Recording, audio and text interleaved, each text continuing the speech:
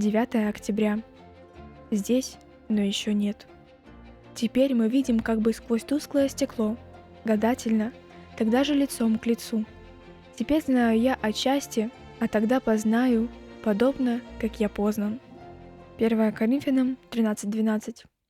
В античности зеркало изготавливали из полированного металла, отражение в котором было нечетким. Грядущий мир еще не наступил, и мы всматриваемся в него, как в тусклое стекло. Апостол призывает не торопить события, не спешить колебаться умом и смущаться ни от духа, ни от слова, ни от послания, как бы нами посланного, будто уже наступает День Христов. Ожидание — это жизнь на границе двух миров, того, что проходит, и того, что еще не наступил. Это самое трудное — жить в ожидании. С одной стороны, не торопить события, а с другой — не впадать в духовную спячку. Когда отца немецкой реформации Мартина Лютера спросили, что бы он сделал, если бы узнал, что завтра придет Христос, он ответил, что посадил бы дерево. Апостол Петр говорит о жизни в ожидании.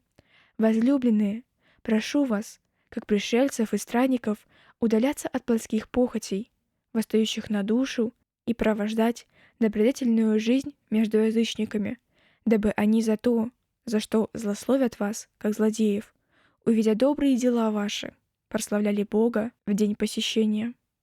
Ожидать Христа значит проводить добродетельную жизнь во имя Христа в трудолюбии, в сохранении семейных ценностей, воспитывая детей в страхе Божьем. Таким образом, мы готовим себя и мир к пришествию Христа. Жизнь в ожидании Христа — это жизнь, которая возвещает скорое пришествие. Прощаясь с учениками, Иисус оставил апостолов и нас вместе с ними в неопределенности ожидания. Он не сказал, когда вернется, сказал только, что может вернуться в любой день. Ожидать Христа значит жить на границе двух миров: этого, который проходит, и грядущего, который еще не наступил. Ожидать, с одной стороны, ощущать себя странником и пришельцем в этом мире, с другой — сажать деревья, воспитывать детей и быть известным своей добродетельной жизнью. Большими шагами мы приближаемся к завершению истории нашего мира. Готовы ли вы к грядущим событиям конца? Готовы ли к нему ваши родные и друзья?